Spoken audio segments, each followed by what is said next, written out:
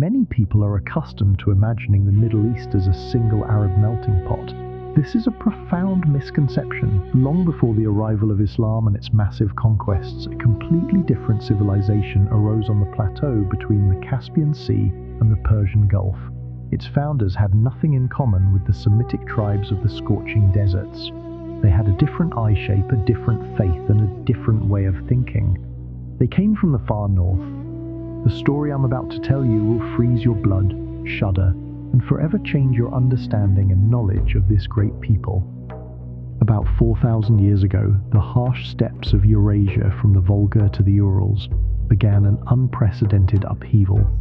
The climate changed, the pastures dried up, and masses of nomadic herders moved south.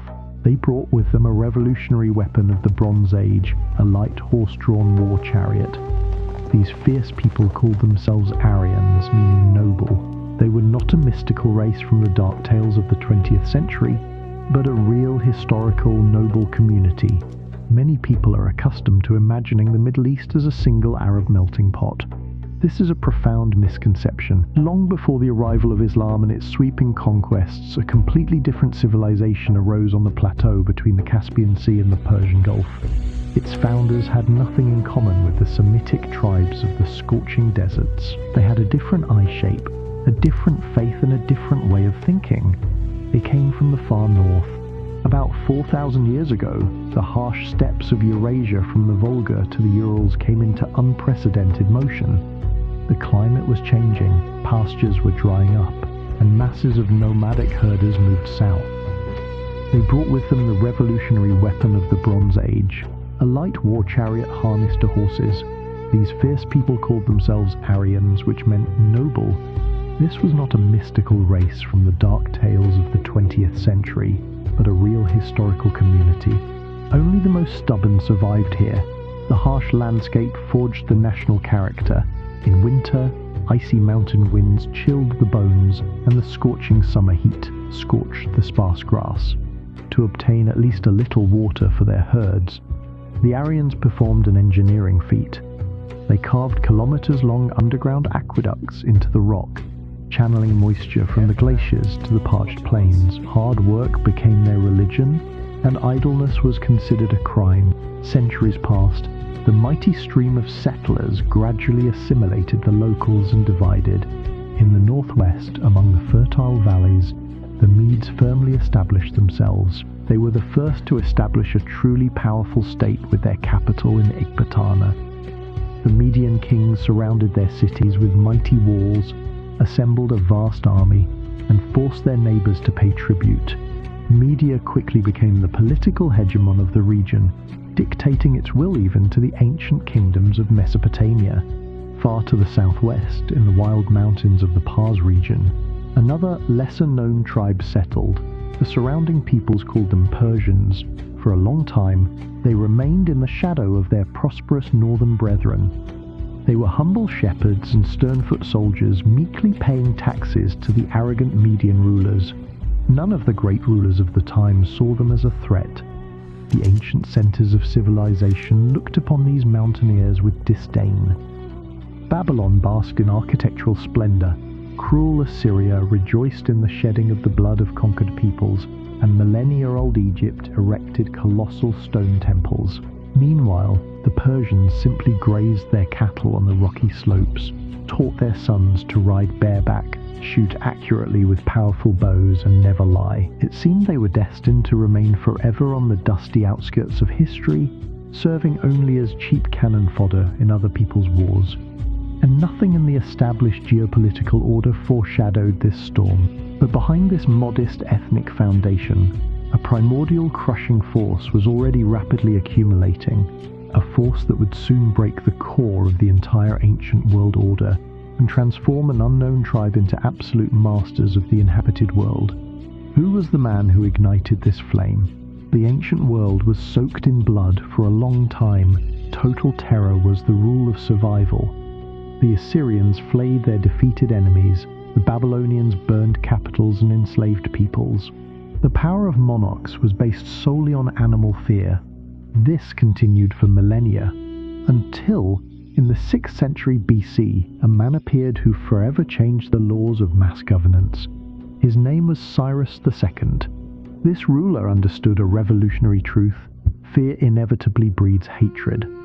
Hatred escalates into bloody uprisings, and the suppression of uprisings depletes resources, treasuries, and armies. Cyrus offered humanity something unprecedented: pragmatic mercy. He began to create the first superpower, the Achaemenid Empire. Its borders quickly stretched from the banks of the Indus to the Mediterranean. The main weapon of Persian expansion was not heavy chariots or a hail of arrows. The most deadly weapon proved to be political tolerance. When the army entered Babylon, the streets were not awash with blood. Soldiers were strictly forbidden to loot houses. The new ruler took an incredible step. He ordered the restoration of destroyed foreign shrines at state expense. He freed the Jews from captivity, allowed them to return home, and allocated funds for the construction of the temple in Jerusalem. The conquered ethnic groups could hardly believe their eyes. They were officially allowed to pray to their gods, speak their native languages, and be judged according to their traditional customs. In exchange, only 2 conditions were required: regular tax payments and the provision of soldiers for the army. It was a brilliant calculation. Why waste energy on slaughter when true loyalty can be bought with respect? Thus was born the unique architecture of the ideal state. Cyrus's successors perfected this system. Darius I divided the colossal territory into 20 administrative districts, satrapies. Each province was headed by a governor, but to prevent any ruler from usurping power, an independent military commander and a secret inspector always stood by his side. This network of spies was called the King's Ears and Eyes. No conspiracy could germinate in silence. The vast empire desperately needed speed. Engineers built the enormous royal road, nearly 3,000 kilometers long. It crisscrossed Eurasia. Every 20 kilometers there was a post station with fresh horses and couriers. What had previously taken months was now delivered in a week. A secret order from the capital reached the Aegean coast faster than an enemy commander could draw his sword. For the first time in the history of civilization, a global market emerged. A single gold coin called the daric became the standard of financial reliability from Egypt to India. The state sponsored the construction of a canal between the Nile and the Red Sea. In arid regions, Qanat's underground aqueducts were built, transforming dead deserts into blooming gardens. Persepolis became the symbol of unprecedented power. A luxurious palace city, its stone reliefs depict envoys from all known nations bearing gifts to the King of Kings. They are depicted not as chained slaves, but as proud subjects with their heads held high. The army's elite was the core of immortals, 10,000 select warriors. If one soldier fell, another immediately took his place. This gigantic mechanism seemed absolutely eternal, a flawless machine of power, where cultural diversity merged with iron discipline. No internal rebellion could shake its foundations. The Persian Empire was an indestructible monolith, smoothly absorbing everything in its path. However, on the westernmost edge of this vast world, amidst the rugged Rocky Mountains, a very different enemy grew. He had neither the fabulous wealth nor the resources of a great king, and yet this savage foe would not simply crush the invincible empire on a blood-soaked battlefield. He would fall madly in love with its incredible grandeur. The dust from Bucephalus's hooves forever changed the color of the eastern sky. 334 BC, the Macedonian phalanx sinks into the flesh of the greatest power. Iron saracens pierce the golden armor of immortal warriors. Iskander, two-horned, Alexander. He did not come simply to seize foreign lands. He came to erase the name of the Achaemenids from the memory of generations. The Battle of Gaugamela marks the final point. 140,000 men clash in a deadly meat grinder. The chariots become stuck in the hoplite ranks. Darius II flees in panic, leaving his harem and treasury behind. It seems like an absolute triumph for the West. But Persepolis is engulfed in flames. Roaring flames devour the cedar beams of luxurious palaces. Giant columns collapse with a roar. A Greek storm mercilessly sweeps away everything in its path. Cooling sand conceals traces of the past. The old order is destroyed, but in the smouldering ruins of the burned capital, something incomprehensible is happening. The victor involuntarily tries on the vanquished's crown. At first it is just a purple silk kaftan, carelessly draped over the Macedonian's shoulders. Then a snow-white tiara appears.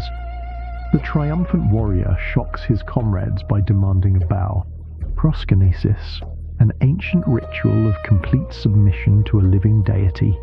Wounded veterans are enraged. They went to the ends of the earth for primacy among equals, for a brave leader who shared his meager stew with them around the campfire. And so a new despot emerged, basking in the scent of incense and surrounded by a crowd of eunuchs. The wedding in Susa cemented this cultural shift. 10,000 soldiers marry the daughters of local nobility in a single day. This is more than just a grand celebration. It's an unprecedented genetic experiment.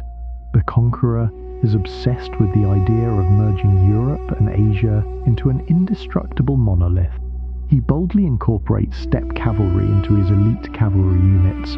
He equalizes the rights of those who only yesterday slit each other's throats. The young ruler is no longer an avenger for the desecrated Athenian shrines. He declares himself the rightful heir of the great Cyrus. Babylon is chosen as the new residence.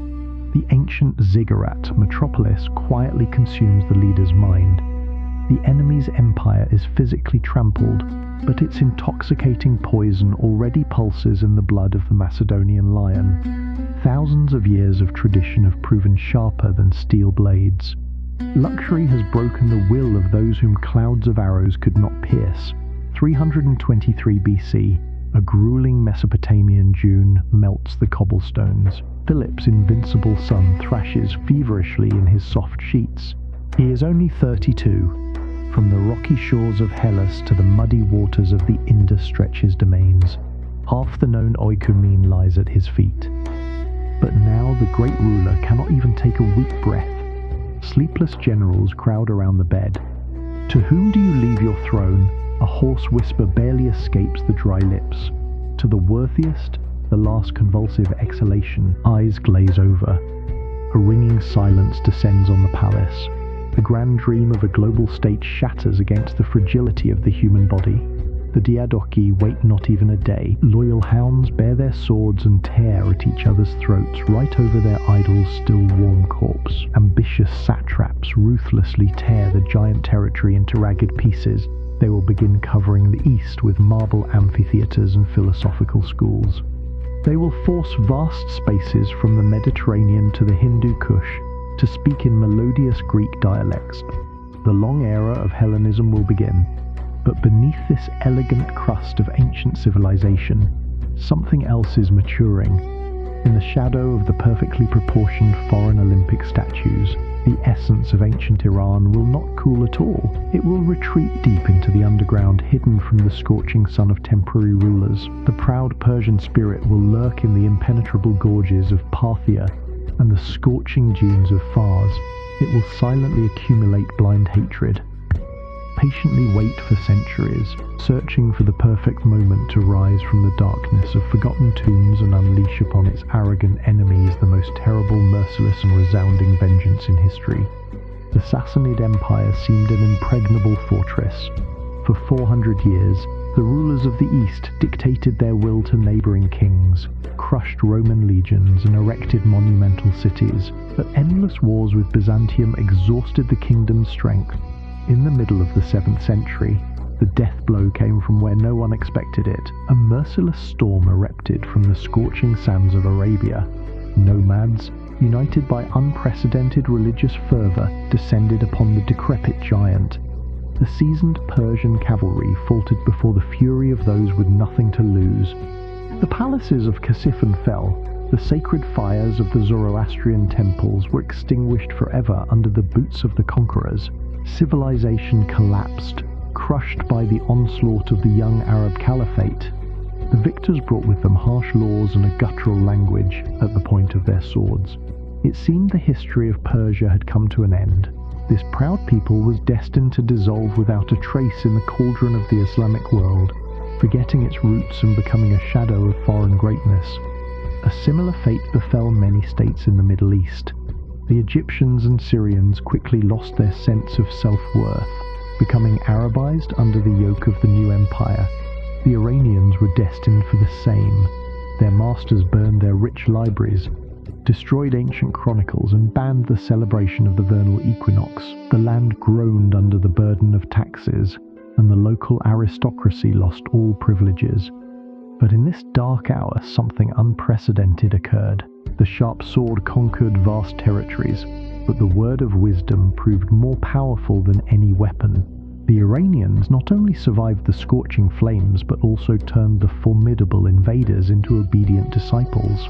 The wild children of the desert encountered a refined state machine, a complex bureaucracy, and a refined culture.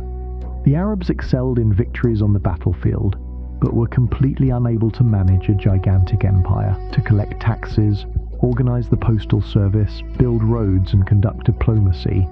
They desperately needed the very people they had just brutally defeated. Persian scribes quietly assumed key positions in the caliph's chanceries. Experienced viziers confidently managed the finances, courts, and even the armies of their former enemies. Talented architects erected magnificent capitals, gradually transforming primitive camp tents into luxurious marble palaces with babbling fountains. The conquerors unwittingly adopted the everyday habits, refined tastes, and complex customs of the vanquished. Within decades, the mighty Baghdad Caliphate increasingly resembled the reborn opulent court of the fallen Sassanids. The ruler now sat on a golden throne, hidden from the eyes of the common people by silk veils, surrounded by Persian luxury and austere ceremonies. Islam took deep root in these lands, but it could not erase the unique identity of the people. Arabic became the official instrument of religion, law, and the exact sciences. However, in mud-brick houses, bustling bazaars, and the hearts of millions, the melodic native language continued to resound. Moreover, it took on a completely new life. Brilliant Iranian poets and thinkers adopted the alien Arabic script and masterfully crafted a great national literature from it. They passionately celebrated the exploits of long-gone kings and mythical heroes, carefully preserving the memory of a glorious past. Cultural assimilation served as the perfect weapon for historical revenge. Ancient Persia literally absorbed its harsh conquerors, gently dissolving them into a boundless heritage. This stunning triumph of the spirit preserved the nation during the darkest centuries. With incredible tenacity, the Iranians defended the sacred right to be themselves, to speak freely the language of their ancestors, and to firmly remember their true origins. They built a powerful, invisible cultural wall against which any destructive waves of foreign influence crashed. It seemed that the unique national code was reliably protected from complete oblivion and disintegration within the vast caliphate. But to finally separate themselves from their neighbors, the people needed more than just a language. They needed a new faith. The gates of Tabriz creak open before a young man. He is barely 14 years old. He holds a naked sword in his hands, a fanatical fire in his eyes. Ismaili proclaims himself Shah. His warriors wear red turbans with 12 folds they are, called Jizilbash.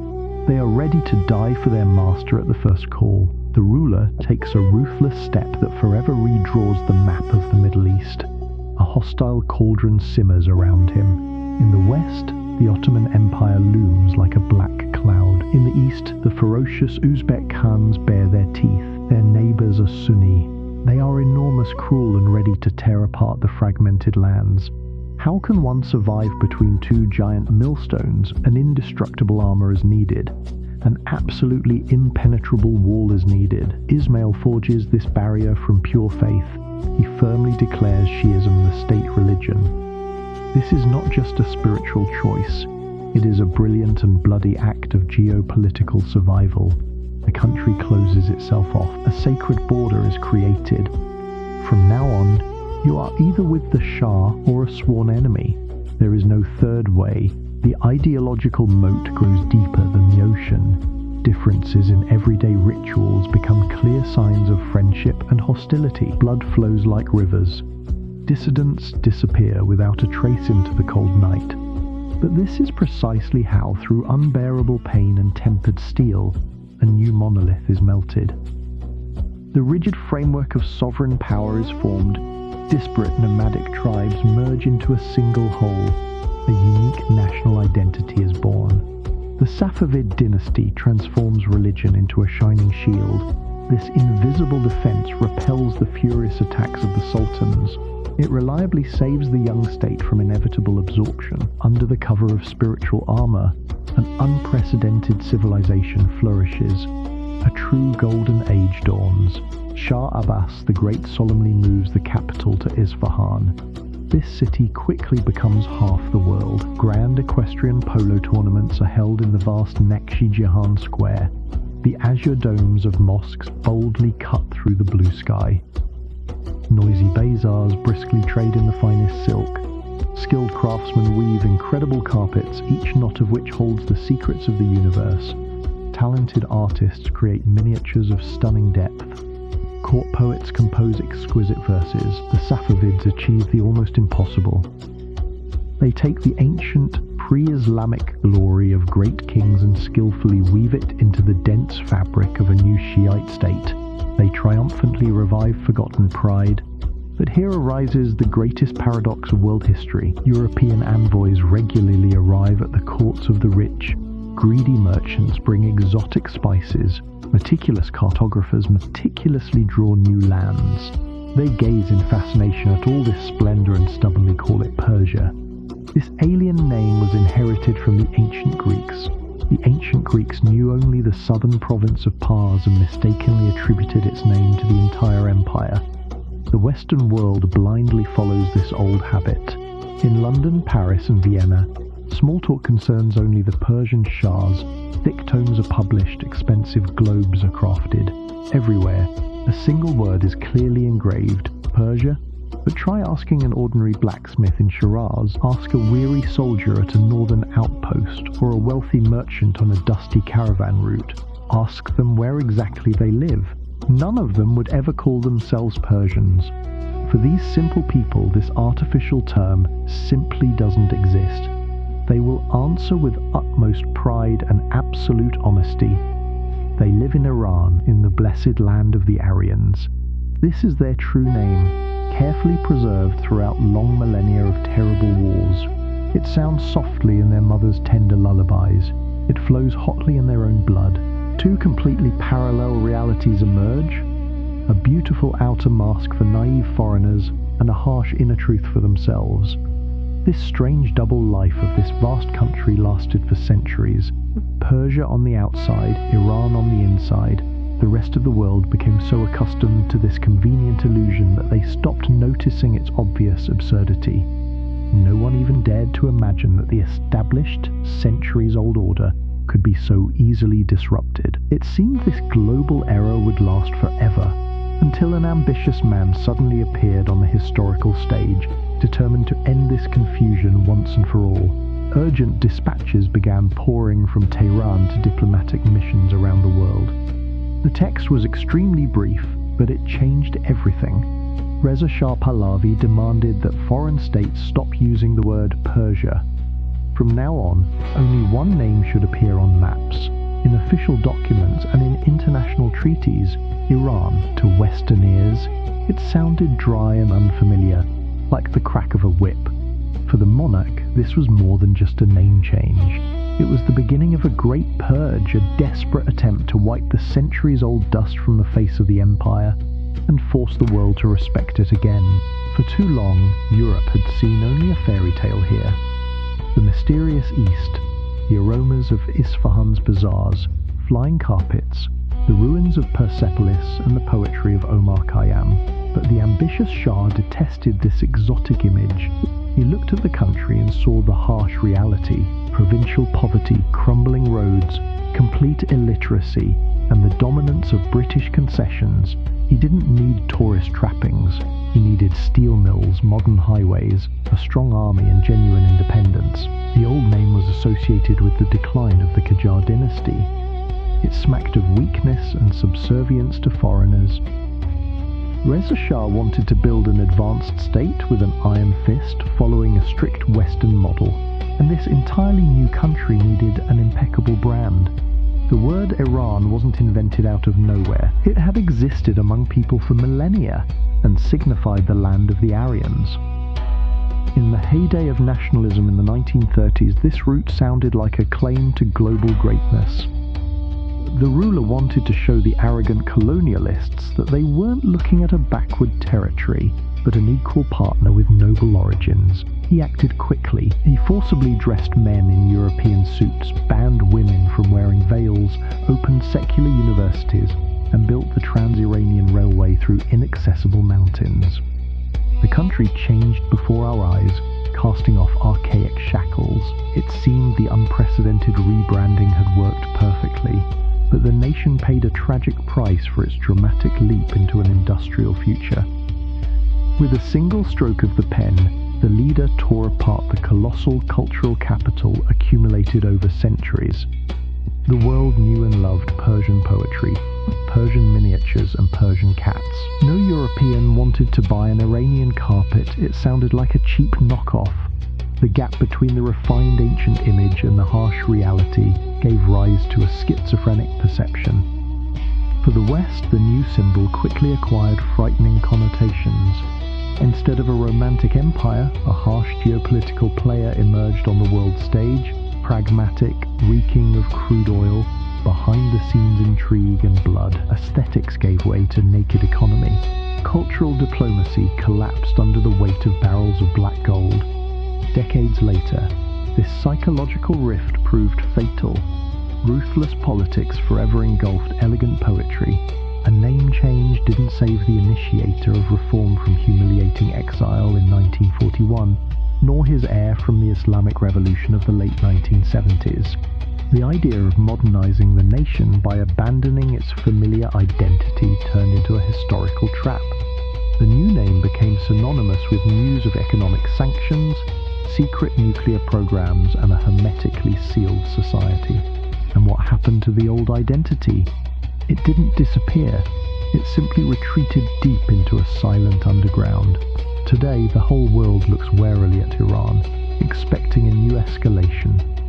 But in the dense shadow of tall minarets and oil rigs, Persia still stands proud. She lives in the intricate patterns of ancient silk fabrics, in secret negotiations in the cramped kitchens of Tehran, in the cherished memories of millions of exiles. And let us not forget the countless heroes who laid down their lives for the freedom of their people, whose voices were silenced, but whose courage still echoes through history. Their sacrifices remind us that even in the darkest times, resilience and hope endure.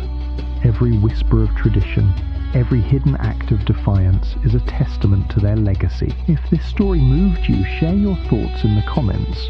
Hit that like button to honor their memory, and subscribe to stay connected with more stories that uncover the hidden threads of history.